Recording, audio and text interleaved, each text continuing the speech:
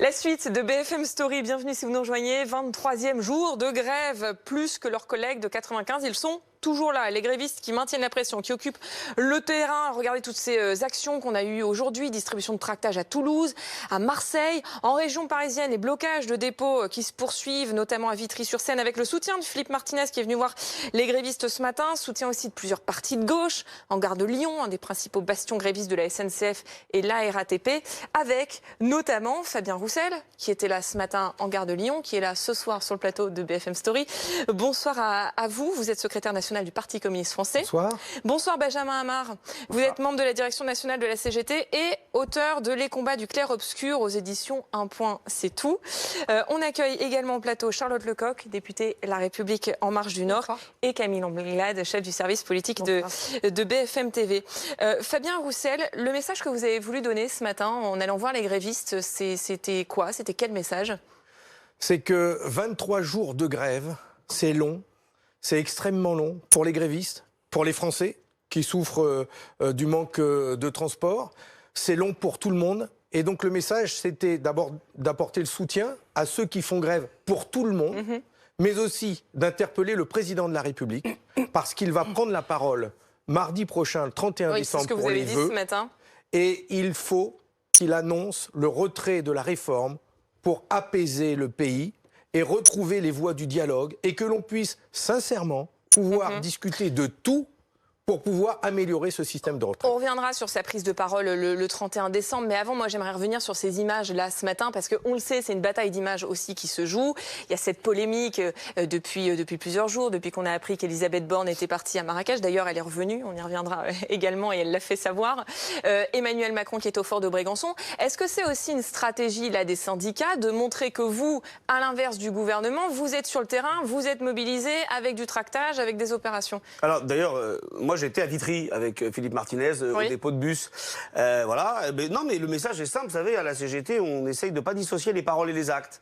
On a dit qu'il n'y aurait pas de trêve, donc c'est une réalité. Alors, vous savez, aujourd'hui, vos caméras étaient là à Vitry, mais les dépôts de bus du Val-de-Marne... Vous le faites savoir quand il y a des opérations. Ah ben bien sûr, mais par exemple... Pour que les caméras soient là. Mais encore heureux, on est au 21e siècle, c'est une guerre de communication, vous avez raison de le faire. Mais vos caméras sont pas toujours là. Moi, mardi, j'étais à Thiers, au dépôt de Thiers, où il y avait aussi une opération de blocage. On a beaucoup relayé les opérations. Donc, il y a énormément d'activités dans le Val-de-Marne. D'ailleurs, après Vitry, on est parti dans un centre commercial à Leclerc, à Bonneuil, à la rencontre des salariés pour distribuer des tracts et faire de la collecte de solidarité.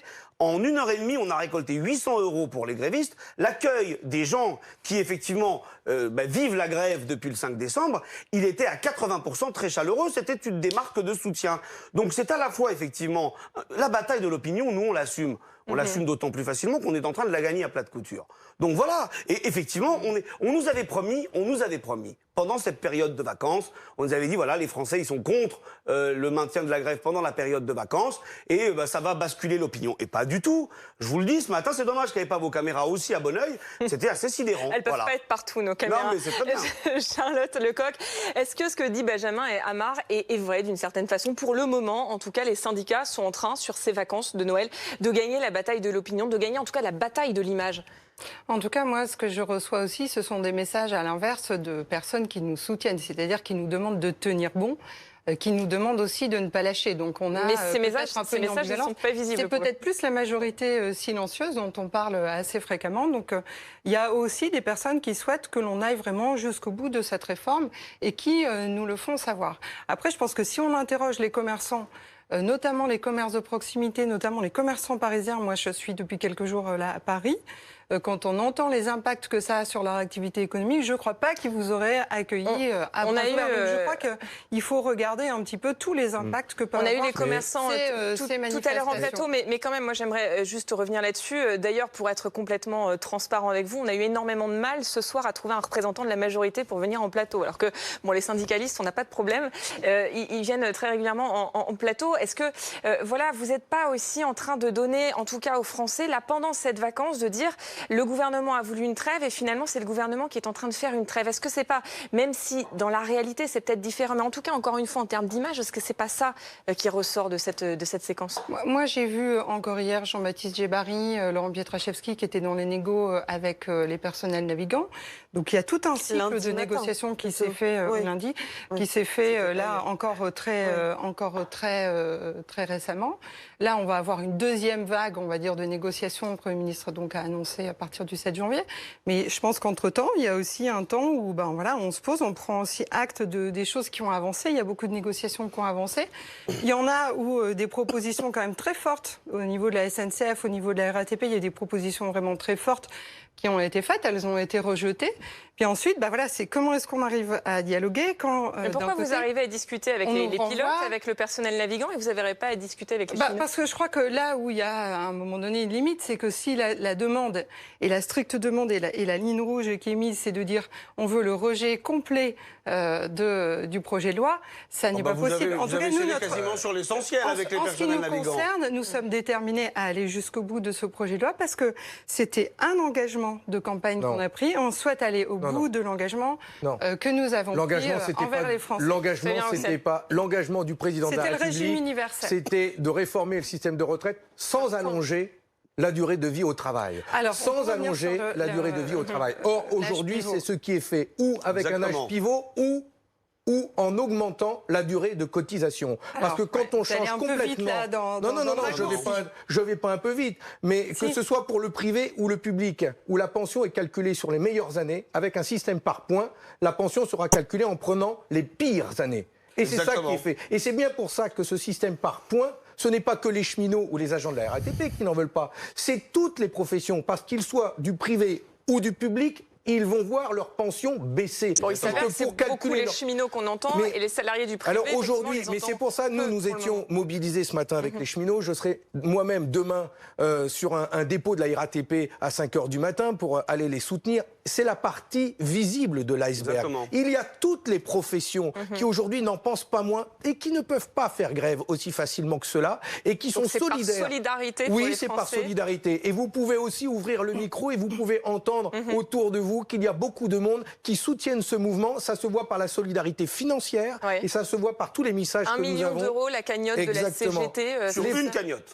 Les Français, ce que nous ressentons, c'est qu'il y a d'abord... les Français ont bien fait leurs calculs et ce système de retraite par points où ils sentent bien qu'on va donner une part de leur retraite au fonds de pension parce qu'ils ont vu la magouille avec BlackRock, ils ont calculé qu'ils allaient... il n'y a pas question de fonds de pension. Enfin, quand... Dans le même temps qu'il y a cette réforme de retraite, dans le même temps, il y a la loi Pacte qui permet demain à des multinationales américaines comme BlackRock de pouvoir prélever des taux de cotisation directement sur nos pensionnés. Ça va être possible. Donc, quand on casse un système de retraite par solidarité et puis que les Français vont avoir moins de pensions, ils vont se tourner vers la capitalisation. Et là, opportunément, qui arrivent les multinationales américaines. Donc, le gouvernement nous dit que c'est pour un système plus juste, parce qu'à l'heure actuelle, vous avez des agriculteurs qui gagnent le système plus juste qu'ils nous vendent, c'est cotiser chacun dans votre coin, trouver votre meilleure assurance et comme ça, vous aurez votre propre pension à vous que vous aurez bâtie. Mais ça, ce n'est pas juste. C'est en fonction. Non, mais c'est votre interprétation. Mais non. Soyons factuels pour le moment. Quand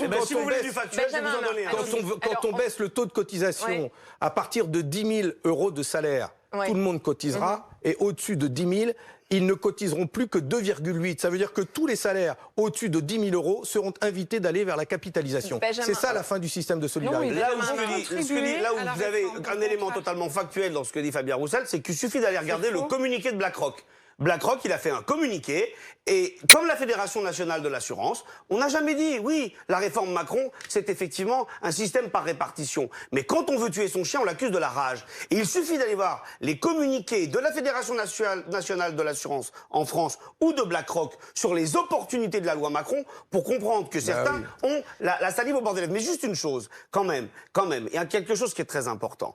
Sur cette bataille de l'opinion, moi je suis convaincu qu'il faut parfois nous taire et et laisser parler la majorité, laisser faire la majorité. Ce sont nos meilleurs agents d'ambiance. Ce qui se passe, ce qui s'est passé avec Madame Borne n'est pas du tout quelque chose d'anecdotique. Il est sidérant que dans un moment aussi crucial de telle tension sociale, la ministre de tutelle aille bronzer dans un riad à Marrakech. Et certains éditorialistes, excusez-moi, certains éditorialistes se sont payés le luxe d'oser sous-entendre que Philippe Martinez était parti en vacances. Ça, c'est de la fake news. Ce matin, il était à Vitry. Et je vais vous dire, entre les couacs, les scandales, vous avez un nombre de casseroles qui nous font dire que ce gouvernement, c'est plus une cuisine mobile pas qu'un gouvernement. Camille Langlade, elle est de retour, en tout cas Elisabeth Borne, bon, elle a bien vu la polémique monter, et là elle est de retour au travail, elle l'a fait savoir aujourd'hui. Oui, elle a tweeté pour s'expliquer qu'elle participait à une réunion, notamment sur les chassés-croisés du week-end, et essayer de voir comment est-ce que cela allait se passer. On la voit au travail, c'est sûr que ça tranche avec cette polémique de Marrakech. Ah oui. Elle est partie 3 jours, hein. Après on peut la vilipender. Bah, écoutez, je n'ai pas d'avis, c'est ça, je sais pas, la question. Vous en pensez quoi, vous ? Elle a le droit de partir en vacances. Elle a même dit qu'il n'y avait pas d'interdiction. Vous êtes d'accord, mais elle est partie. Elle a même dit qu'il n'y avait pas d'interdiction de sortie du territoire. Mais vous en pensez quoi, honnêtement? Une ministre de tutelle qui part en vacances dans ce contexte-là. Moi, je vais bien dire ce que j'en pense. On va vous donner la parole dans un instant. Parce que vous relativisez. Moi, je suis très étonné. Certains relativisent, je suis très étonné. Ce que je dis, je suis factuelle. Ce que je dis, c'est qu'elle est partie 3 jours en vacances et que la bataille de la communication cette semaine, ce qui est sûr, c'est que le gouvernement l'a perdue. Et la majorité l'a perdue parce qu'on a vu beaucoup se mobiliser sur le terrain. La gauche, notamment, qui aussi, on va le dire, essaie de reprendre des couleurs à la faveur de cette grève. Après 2 premières années compliquées pour l'opposition en termes politiques. Vous êtes syndicaliste, mais je m'adresse plutôt à Fabien Roussel, le communiste en face de moi. Et on sent aussi qu'il y a une espèce de coalition des gauches, des oppositions pour enfin exister et capitaliser politiquement sur cette... On attaque le système de retraite. Vous voulez qu'on reste le doigt sur la couture du pantalon? C'est très étonnant, ces analyses. Ça n'a pas marché pendant la réforme de la SNCF et ça n'a pas marché au moment des lois de travail. Donc c'est aussi un moment où vous devez exister. Il venait d'être élu. Benjamin Amar, Fabien Roussel, au Parti communiste. On va vous donner la parole dans un instant. Votre survie politique qui se mais avant, vous disiez justement que vous aviez envie d'entendre la parole de la majorité. On va donner la parole à celle qui représente la République en marche en plateau. Est-ce que vous concédez quand même une maladresse là de la part d'Elisabeth Borne et d'une façon plus générale en termes de communication, vous reconnaissez quand même que bon, c'est pas une séquence qui a été très bien gérée. En fait, moi, je vois pas d'où elle est venue cette polémique parce que les ministres, ils travaillent de 6h du matin jusqu'à 1h ou 2h du matin tous les jours, y compris le week-end. Ils ont très peu de temps avec leur famille. Là, on est à Noël, elle part 3 jours avec sa famille. Alors peut-être parce que c'est à Marrakech, je ne sais pas. Enfin, nous, dans le Nord, on aime bien aussi le Maroc, donc on va peut-être facilement aussi à Marrakech, je ne sais pas. Mais je trouve que là, on a essayé de faire monter quelque chose en épingle. C'est juste 3 jours en famille, je crois qu'on peut quand même lui accorder. Maintenant, je vais revenir quand même sur ce que vous avez dit tout à l'heure, parce que vous dites quand on veut accuser, quand on veut tuer son chien, on l'accuse d'avoir la rage. Est-ce que vous considérez que le système actuel, il est quand même positif quand on voit les inégalités qu'il peut y avoir en matière de retraite, quand on voit que les femmes ont des retraites qui sont inférieures de 40% aux hommes? Ça va rien changer avec votre réforme, ça va être pire. Bien sûr que si. C'est une question d'égalité salariale aussi. Oui, exactement. Merci. Oui.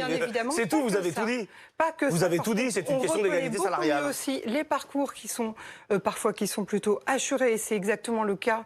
C'est exactement le cas des femmes. Donc, bien évidemment qu'il faut faire progresser les rémunérations. Est-ce que c'est bien dans notre système que le taux de pauvreté des retraités est le plus faible en Europe qui continue de porter le sujet, celui de Marlène Schiappa. C'est vrai ou pas? On est toujours en train d'avancer là-dessus. Simplement, ce que je voulais dire, c'est que le régime universel, c'est vraiment notre objectif et on est déterminé pour le mettre en place. Là, il y en a un certain nombre qui sortent du régime. Et il y a quand même eu 2 ans de concertation. Il y a eu là tout un volet de négociation. Pas des concertations, qui va encore s'ouvrir. Ce qui a été dit très clairement, c'est que ce qu'on veut, c'est que la transition, elle soit douce. Parce que, évidemment, que de fusionner 42 régimes qui sont des régimes très différents, c'est compliqué. Et les choses doivent être discutées, négociées. C'est exactement ce qui est en train de se faire. Et donc, il y a un système qui prévoit des transitions douces. D'ailleurs, finalement, au départ, ça devait être les personnes qui étaient à 5 ans de la retraite. Celles à 5 ans de la retraite ne devaient pas rentrer dans le système. Là, on est passé sur encore une échéance. Oui, pour que ce soit les jeunes qui prennent, c'est magnifique. On va revenir sur cette consultation. Je vais vous donner la parole dans un instant. Vous inquiétez pas. La retraite qu'on n'est pas capable aujourd'hui de garder. J'aimerais juste faire avancer un petit peu les choses, faire avancer un petit peu le débat, parler des actions encore des syndicats, des actions variées qui touchent un petit peu tous les secteurs, et notamment le nerf de la guerre aussi, c'est le carburant, parce que vous jouez aussi là-dessus, sur des blocages qui sont organisés dans des dépôts de carburant. Pas de panique, dit le gouvernement. Est-ce que c'est vraiment le cas? Clémence Dibou, on va faire un peu le point sur la situation là aujourd'hui au niveau des dépôts de carburant avec vous. Oui, effectivement, et Perrine, on va tout de suite regarder une carte de France des raffineries. Il y en a 8 en métropole et des principaux dépôts de carburant en France. Il y en a à peu près 200 sur tout le territoire. Et sur ces 200 dépôts de carburant, eh bien 2 sont bloqués. Ce sont les chiffres du ministère de l'Intérieur, ce qui fait dire à Christophe Castaner qu'il n'y a pas de risque de pénurie. Il l'a redit hier en déplacement en Seine-et-Marne, invitant même chacun et chacune à ne pas se précipiter dans les stations-service pour ne pas alimenter le risque de pénurie. Et d'où vient alors cette peur de la pénurie ? Alors cette peur de la pénurie, elle peut s'expliquer par plusieurs aspects. Déjà, la pénurie, parfois, elle s'auto-crée d'elle-même. La peur crée le manque, d'où le rappel hier du ministère de l'Intérieur. Alors, on dispose peu de chiffres dans cette guerre de communication, parce que c'est effectivement une guerre de communication. Et là, eh bien, d'un côté, le gouvernement a tout intérêt à montrer que la mobilisation est faible, quand les syndicats, au contraire, ont tout intérêt à montrer que le pouvoir de blocage est important. Peu de chiffres donc, mais peut-être ce chiffre à vous donner. 193 stations essence sur les 11 000 en France, eh bien, ne seraient pas en pénurie totale, mais en défaut sur 1 ou 2 produits. Ce sont les chiffres de l'UFIP, l'Union française des industries du pétrole, ce qui représenterait 1,6% des stations essence. Merci Clémence Dibou pour toutes ces précisions. Benjamin Hamar, votre objectif, c'est quoi? C'est de créer la peur du manque? Non, notre objectif, c'est très clairement d'organiser la grève la plus large possible, la plus massive possible, pour effectivement contraindre ce gouvernement à retirer sa réforme. Madame faisait un portrait complètement faux et fallacieux de notre système de retraite. Je vais vous dire, il y a un élément qui est clair. Notre système de retraite en Europe est celui qui produit le moins de pauvreté chez les retraités. Le taux de pauvreté chez les retraités en France, il est de 6,5% pour les retraités de plus de 65 ans. En Suède, qui est le modèle qui a inspiré Emmanuel Macron de son propre aveu, ce taux est à 17%. Donc il est complètement faux de présenter les choses ainsi. Pour la question de l'écart salarial, la question des femmes, vous m'avez coupé l'herbe sous le pied. Effectivement, la question, c'est l'écart salarial. C'est là-dessus qu'il faut se battre. Mais le gouvernement, il nous propose une réforme qui est une régression généralisée. Fabien Roussel, est-ce que vous aussi vous dites, finalement, notre régime, il est très bien comme ça et il n'y a pas besoin de point d'amélioration? Ah si, on veut l'améliorer. Il faut l'amélioration parce que 6% de personnes qui vivent sous le seuil de pauvreté avec leur pension, c'est pas acceptable dans notre pays. Donc il faut l'améliorer et faire en sorte que la pension minimum... Donc la pension minimum à 1 000 euros, c'est une bonne chose. Mais c'est le travail des forces de gauche et écologistes qui se sont réunis, c'est ce que nous avons dit aux forces syndicales ce matin, comme ça j'en profite pour répondre à Camille Langlade,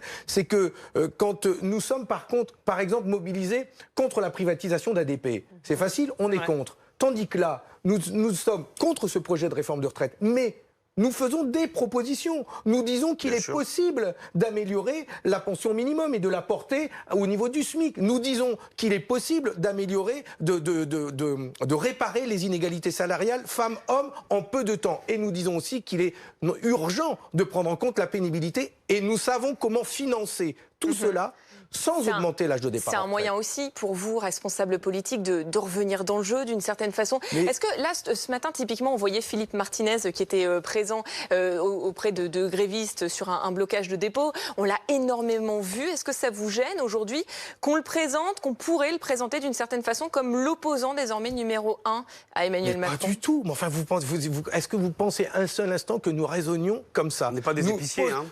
On n'a pas de boutique à défendre.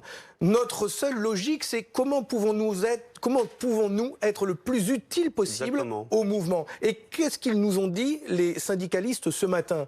Ils nous ont dit à nous, forces de gauche et écologistes, donc c'est la gauche et syndicats main dans la main, c'est ça? Soyez unis et montrez qu'il y a des propositions de gauche possibles. Montrez qu'il y a une alternative à gauche et c'est ce que nous sommes en train de faire. Et donc nous allons donner de l'espoir. Il y a dans ce pays justement des forces de gauche qui montrent qu'il est possible de faire une réforme de retraite progressiste, de répondre aux femmes, aux agriculteurs, aux personnes qui ont un minimum très bas. C'est possible en allant taxer le capital. C'est possible, nous avons des propositions dans ce sens-là. Merci beaucoup à tous les quatre d'être venus en débattre sur ce plateau. Et